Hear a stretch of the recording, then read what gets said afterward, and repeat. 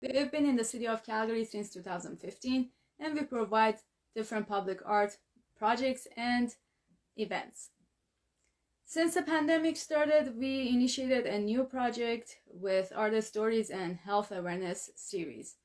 We connect with artists, art therapists, music therapists, mindfulness coaches, and any individual who is interested in the link between creativity and health. And we hold these interviews through our Instagram Live. We then share these videos on our YouTube channel. And by the way, if you're watching this video on your YouTube and you're interested in the subject of health and creativity, make sure to subscribe to our channel so you don't miss any new videos that we post. Also, I have to mention that we promote diversity, therefore you will be seeing videos in different languages from us. Today we have another amazing guest. While she's going to join us, I'm going to play a music by an Alberta-based musician, Rebecca Ems, who goes by Tovi, and this song is called Ceiling.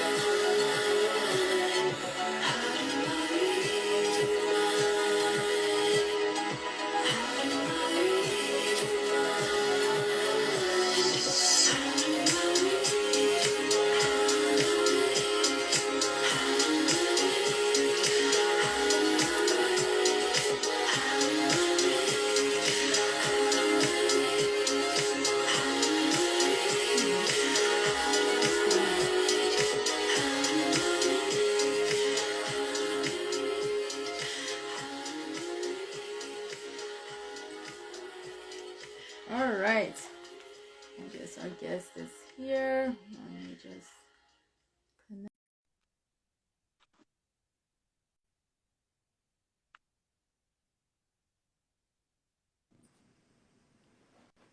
Hi. Hi, how are you? Good. How are you doing today? Good. Awesome. please go ahead, introduce yourself, tell us which city you're living, what is your background, and tell us a little bit more about your organization. For sure. So my name's Manisha. I'm currently living in Edmonton, Alberta, though I'm originally from Calgary. And my background, so I did my undergraduate degree at the University of Calgary in biological sciences. But I also took this program. It's a really unique program, actually, at the University of Calgary called ASHA, or the Arts and Science Honors Academy. And so actually one of Obliquity, the organization I run, one of our series this year, we hosted the director of this ASHA group. And essentially the whole premise is that all of the students are from different degree backgrounds. And we all come together for this course each semester that seeks to integrate the arts and the sciences. And so it was my favorite course in university. And I guess you could say moving into Obliquity, it was part of the inspiration behind Obliquity and creating this workshop series that now that I'm in medicine at the University of Alberta really seeks to connect medicine and the arts and humanities together. So that's kind of where it all started, I guess. That's really interesting. So, how long Obliquity has been operating for, and what does it stand for, the name? Sure. So, Obliquity, we first created it back in 2019. So we're just about finished our second year and moving into our third season. And yeah, so the name kind of came to me. I was struggling to think of something that kind of captured the theme that I described, connecting medicine and humanities together. And so it's a bit of a play on words. We think of it as being a bit oblique in the realm of medicine, in that arts are typically, they're getting more integrated into medicine and finding ways to find those connections and intersections. But I think that it's still seen as more of a soft skill in medicine, and something that many healthcare providers may not see sort of the innate connection between the two, or the need for sort of an artistic mind in medicine. So it's a little bit of play on words in that way. And then also we think of it as we have a bit of an an oblique approach to connecting the two topics together.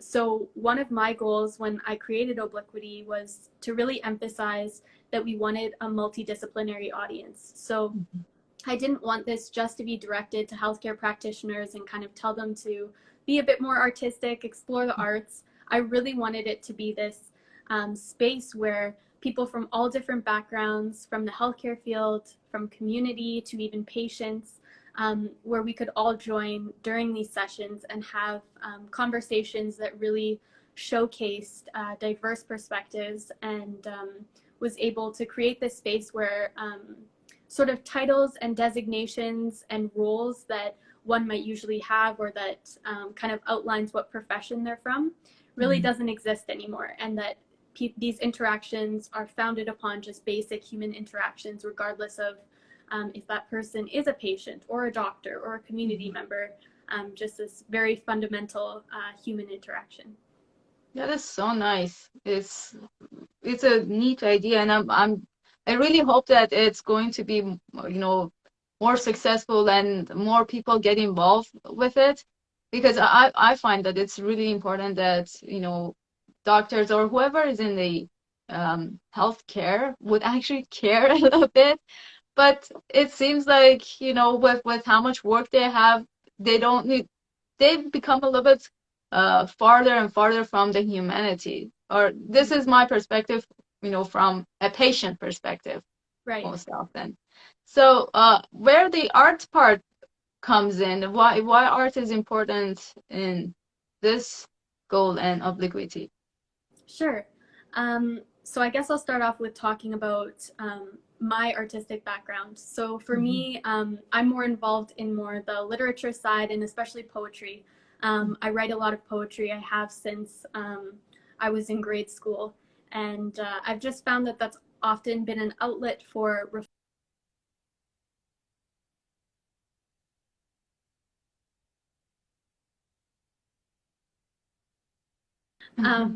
I just find poetry is an outlet for dealing with difficult situations and processing different things.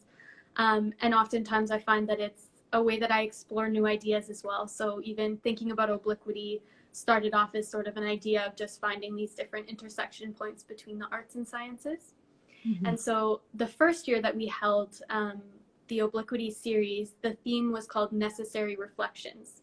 Mm-hmm. And so the first year was really focused mostly actually at medical students and developing these skills in close reading and narrative reflection, um, skills that are really important during patient interactions. And like you kind of brought up, Tara, just having that ability to still have that basic human connection with your patients and that they're able to receive that despite you having so many things to do on a daily basis and so many things to think about. So that's how it started. And then this year, we've grown, we've created a new website, and we've started branching out a bit more. And that's exactly how we connected as well, is that we were able to expand our reach. And now that art, that idea of art in medicine is broadening. For example, we had our 5th workshop yesterday. And we had 2 individuals who were talking about sonics and sound and ecology. They were both they had a background in microbiology and then also in sonics and the study of sound. And so they showed a bunch of beautiful installations that they had created. One was, there was a recent installation in Toronto called Proximal Spaces. And it talked about the ideas of the spheres around an individual, and it's kind of related to social distancing with sort of intimate space, and then as you branch out wider and wider, kind of the different types of space around a single individual. And so they worked with different bio artists who actually swabbed different areas within these circles around an individual, defining these areas of space. And they plated the swabs that they took to grow different types of bacteria. And so they changed all these tiny petri dishes growing different types of bacteria of different colors, and they created these beautiful pieces of artwork in sort of geometric style designs. And so that it was really interesting yesterday, because for me that's kind of totally out of my element with thinking about even ecology and sound, and that's an intersection I never even thought existed. And so it's been really interesting to see as we have grown that we're able to collaborate with different groups to see the intersections that are important to them and that they've created through their careers. That was really interesting. So, what is your perspective on art and creativity in general? That's a big question. I guess on a fundamental basis, art and creativity, I think, is an essential part of my daily life, and an essential part of, I think, how I approach most things, whether it's a task I'm going to complete or a gift I'm going to get a friend or family member. I think art and creativity, it's something that really adds not only sort of personality to an event or a gift, but it also just showcases the beauty, I think, of the human mind and of the ability for humans to create different things. I think it has this really unique capacity to, whether it's talk about political or social issues in the world or even cultural issues, to really just being art for the purpose of art, to be beautiful or to showcase a certain type of technique. So I think art and creativity is really, for me, woven into everything that I do and the way that I see the world as well. Well said. So, do members of Obliquity also produce any type of art? Yeah.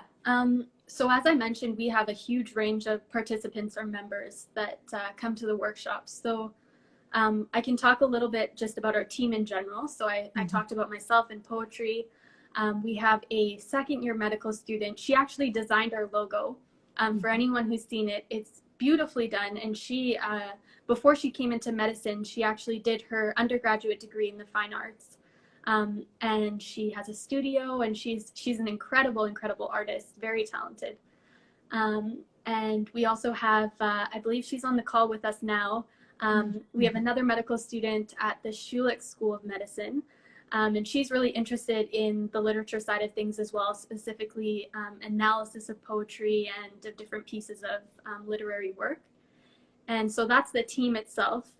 Outside of that, we've had, I'm trying to think off the top of my head, lots of authors we've had attend our workshop series. We've also had a couple of graphic artists who create comics. A couple of them actually have created kind of graphic novels for different areas of medicine or for patients. That one individual that's on our team, Stephanie, who created our logo, she actually, before she got into medicine, created this whole graphic novel about a teen who was receiving a transplant. And it helped kind of talk about the processes leading up to the transplant and the whole journey of this teen to get a transplant. And so it's really cool how, again, you can find these intersections between healthcare and how people apply their different artistic skills to these things. Right. I also read, I think, one or two of your newsletters. Mm-hmm. I hope that you're still producing them. They were really interesting. Yeah. I haven't done, I think we did the ones you're talking about, I think we posted a bit on our blog before I had the major website that we created now. And you're right, I actually haven't produced one of those in a while. And we're hoping in this third season, like I mentioned, we're actually just working on curating that right now and getting new speakers. And it's our hope that we're going to create some physical workbooks this year for our participants. And so we want to include some different wellness strategies, as well as prompts for either writing or more sort of artistic drawing type activities, and then a breakdown of the different topics that we might go through, as well as resources that can be a bit more of a reference guide for our participants, so that they feel like they have some more interaction, especially with everything being over Zoom now.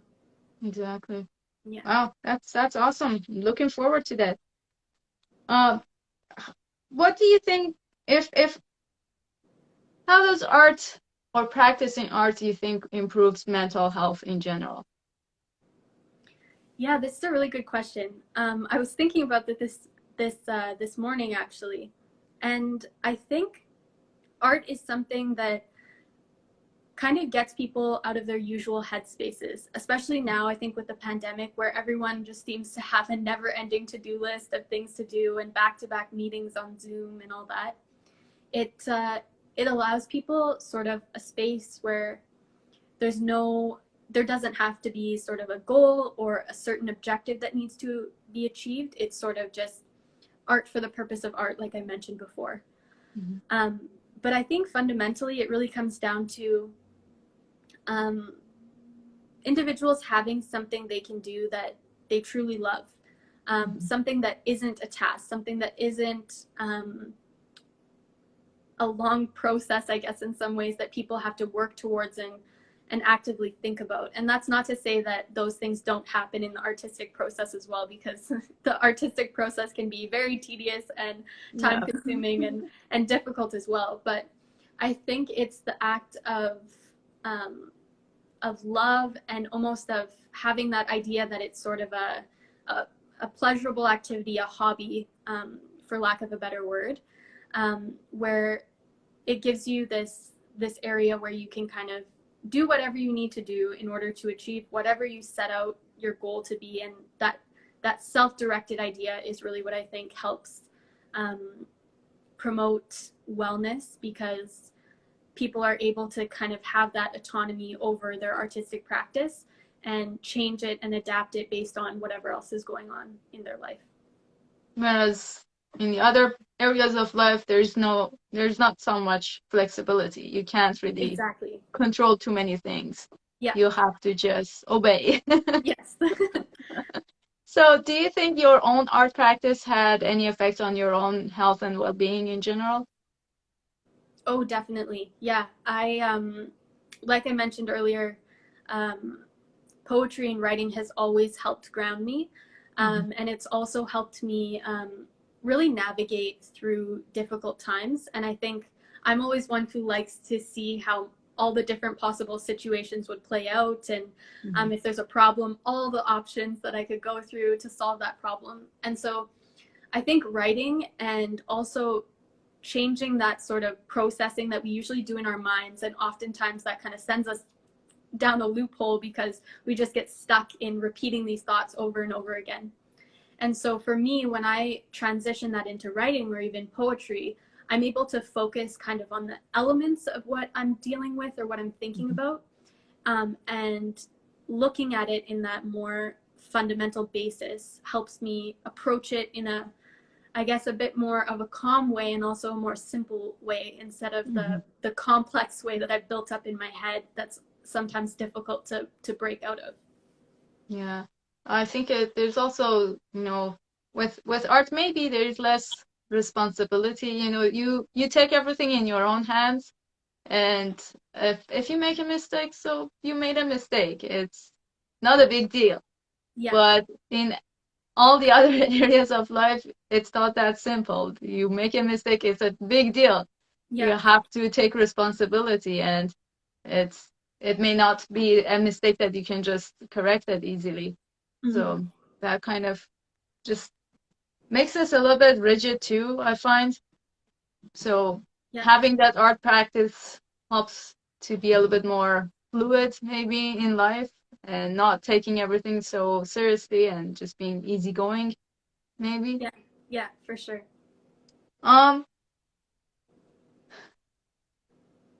In your opinion, how can someone become more creative? I was also thinking about this morning. It makes me think of, I had a friend, and she is doing her PhD right now, and so she has a very, very sciencey mindset. And she was very worried one day because she works so hard, probably 15 to 20-hour days, really ridiculous hours.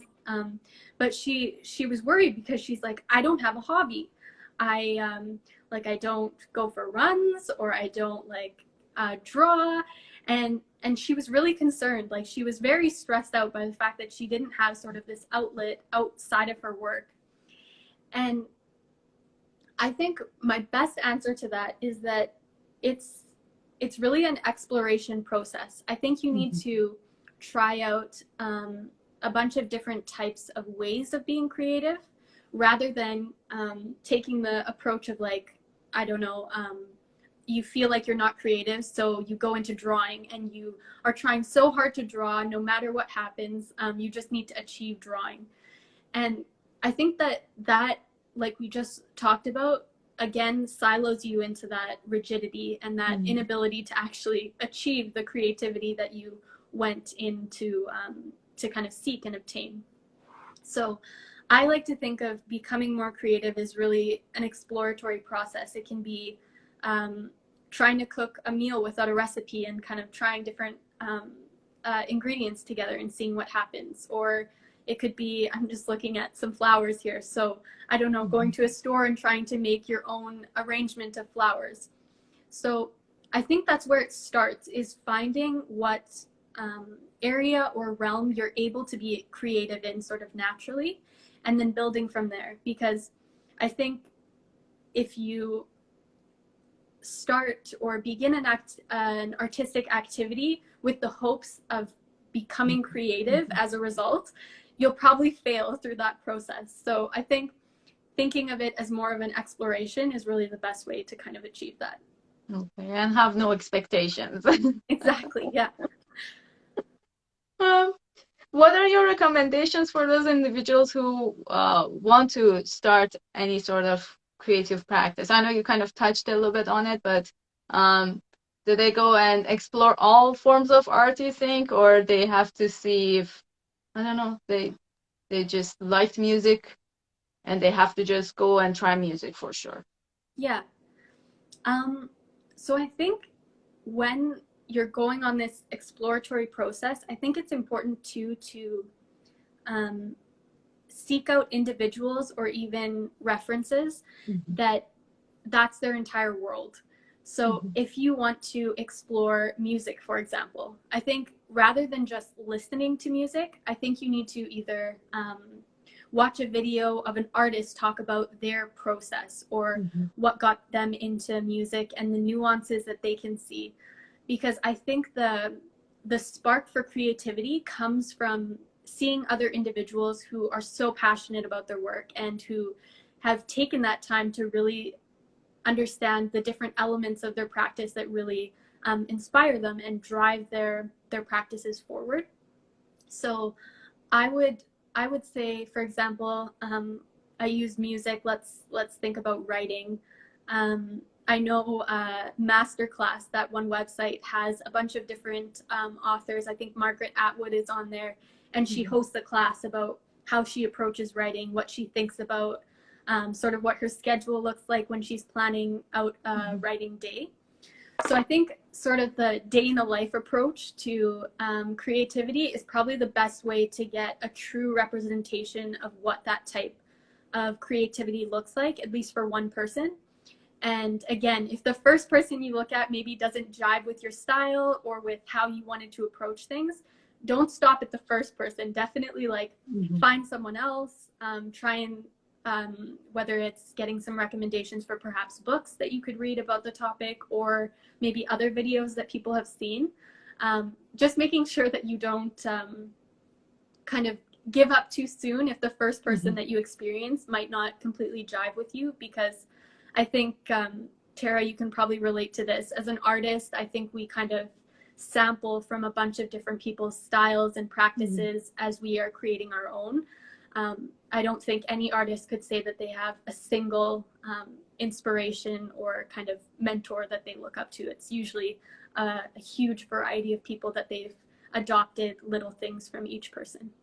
That's so true. Yeah. You know, we get inspired by each other, even if we don't want to accept that there was an inspiration, because everything around us can be inspiration, and our mind is picking up on it, even if you don't want to accept it, you know. I think subconsciously everything that you see can somehow be an inspiration for you. I was one of those people myself that wasn't accepting it. You know, in back in art school, they would ask us, so who do you think was inspiring for you, this or that artist? And I was always questioning this question. I'm like, why do I have to be inspired by someone else or some other artist? Can't I be an inspiration by myself? Yeah. And now that a few years have passed, I see that no, I do get inspired by other artists, but that doesn't mean that I'm copying the same thing or I'm doing the same thing they did. It's just that what they did made me feel that you know, that spark that you said, it created that sense within me too, that now I want to go and try it, or at least it gave me the sense that I should go and maybe start a new project that, you know, just a feeling. It doesn't have to be their style or how it looks like or how they did it, the way they did it. And then the nature is the biggest inspiration. Yeah. You know, every hour you spend outside just going for a walk, nothing special, just even listening to the birds singing can be inspiration. Yeah. But it's good that we keep exploring. I agree with you that we shouldn't lose hope or just give up with the few first ones that we started. It's an ongoing journey. Definitely. So my next question to you, Manisha, is that you know, I think you kind of did cover this, but if there's anything more you want to add to it, you know, with how things are going right now, the mental health issues are still rising, and many people are still stuck at home and they're experiencing fatigue. What are your recommendations for them? What kind of, you know, creative activities they can take part or practice that could help them? Sure. So I think one of the things, and this is true whether we're in the pandemic or not, is that when we're in our regular sort of careers or our daily lives, many of us have a schedule. So Monday to Friday, we go to work 9 to 5, we come home and make dinner maybe, and then we have whatever our evening ritual sort of is. And I know for me, at least in the pandemic, I have been watching a ridiculous amount of Netflix, because I just find that my day is so busy that when I come home, I want to just watch something that I don't have to think about and doesn't require that sort of mental effort. But what I've realized is that concept is something that's good and that we should strive for. Of when we come home, there's some activity that gives us a little bit of a release or a break from whatever happened during the day. But I think the difficult part, especially in the pandemic, is choosing what those activities are. So the easy thing to do, and I'm so guilty of it, but the easy thing to do is to do something like watch Netflix or take a nap. And sometimes those are the things that you need to do. You need to do something completely mindless, lay on the couch or have a sleep, whatever that might be. But I think when that becomes a part of your routine, where that's always what you're choosing to do, and that's always the activity that you're finding the most rest from, I think that creates maybe not a super healthy pattern for us, because we want to make sure that we can find release and relief in, for me at least, I need to know that I can find that also in my artistic practices, because you want to make sure that those practices and whatever creativity or creative activity you want to participate in can also give you some of that sense, because otherwise it turns into just another task or just more work that you need to do. And so it's difficult, because I think a lot of it is changing your mindset and making sure that whatever practice you create is really capturing that and really giving you that release and relief that you need. And also making sure that you feel comfortable with giving up some Netflix time or perhaps some sleeping time or napping time, I should say, to really know that by putting in time to these other activities that might be a little bit more mentally stimulating, will actually make you feel more rested and relaxed at the end of it than the sort of immediate relaxation you might feel from just watching a show all the way through.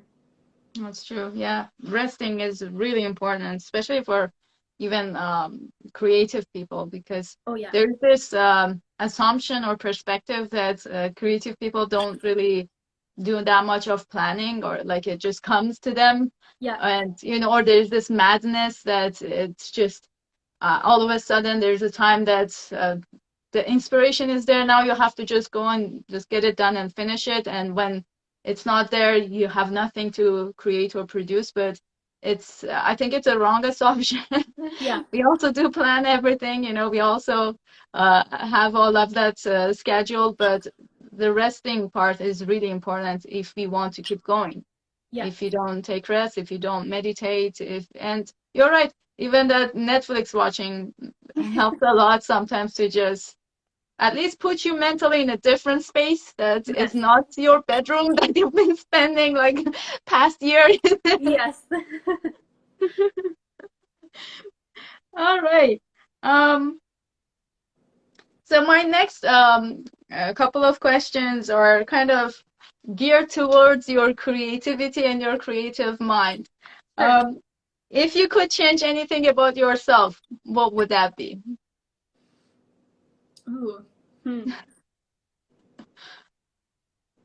I guess one thing that I can think of off the top of my head is so I come from I'm mixed. I come from, my dad is from Nairobi, and my dad's side of the family is East Indian, and then my mom, her family was from Nova Scotia, so she's Canadian. And so my dad's side of the family speaks Gujarati, and they didn't speak it when I was young in the home, so I didn't really learn Gujarati all the way through. I can understand bits and pieces, but I definitely don't know the language. And so one thing, especially as someone who really values the written word and poetry, I would love to know many more languages than I do, which is basically just English, a little bit of Spanish, and Gujarati, because I think being able to speak to individuals in their first language, and also just to be able to understand different languages, it carries so much different meaning than if you're getting the same information from a translation. And I've learned that from one of my favorite poets is Pablo Neruda. So he writes his poems in Spanish, and I've gotten a bunch of books where it's the Spanish version and then the translated version on the opposite page.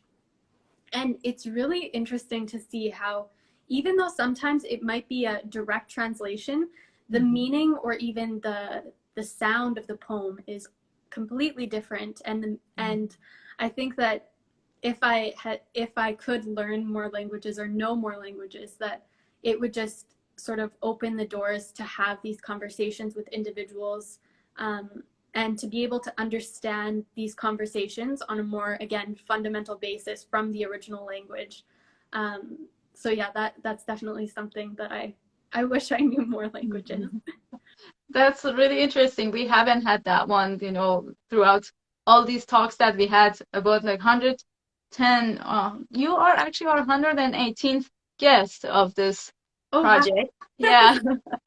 And you're the first person who mentioned that. And I agree. That's where the cultural part of art and languages come in. You're right.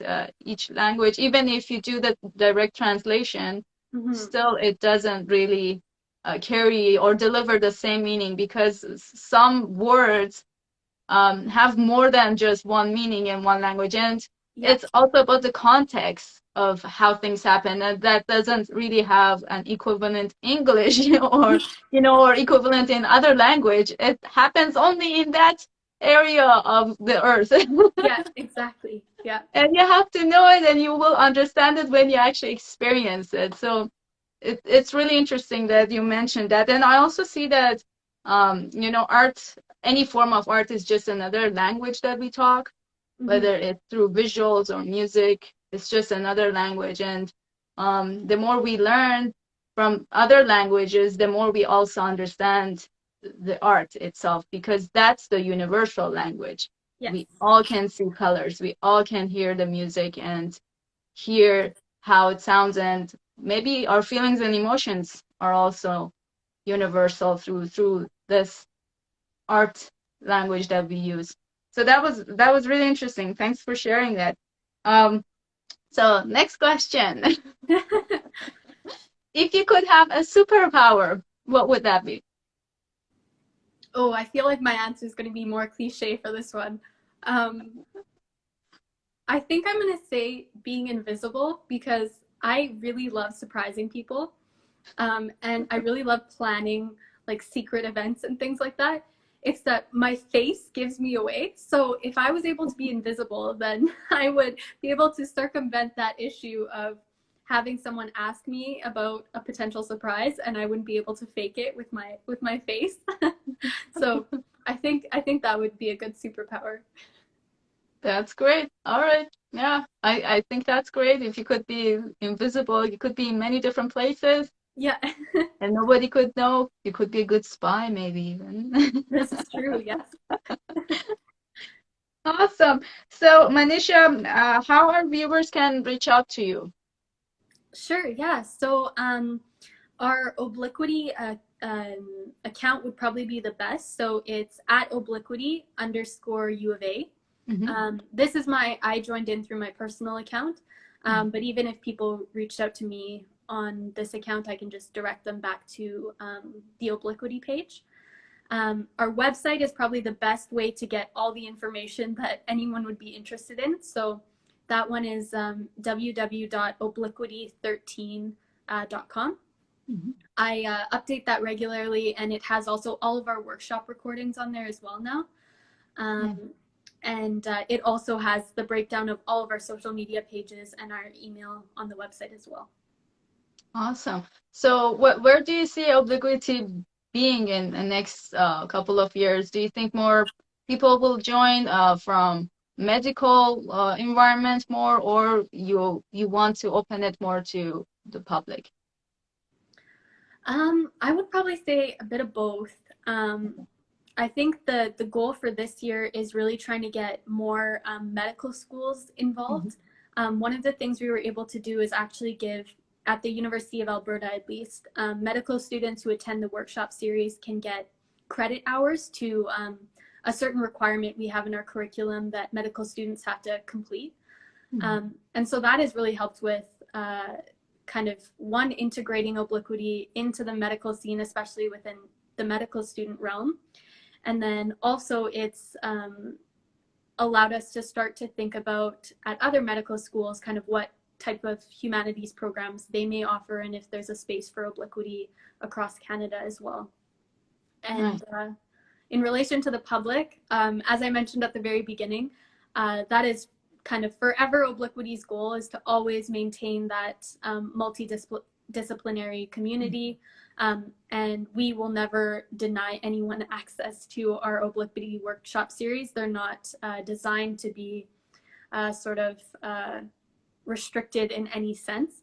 And so, yeah, we would love for anyone who's interested to attend our workshops. Awesome. I did attend one of your workshops. I hope that I can attend another one soon. I'm going to keep an eye on your upcoming events, and thank you so very much for your time and joining this conversation this morning. I learned a lot. It was amazing. I hope that you also enjoyed it.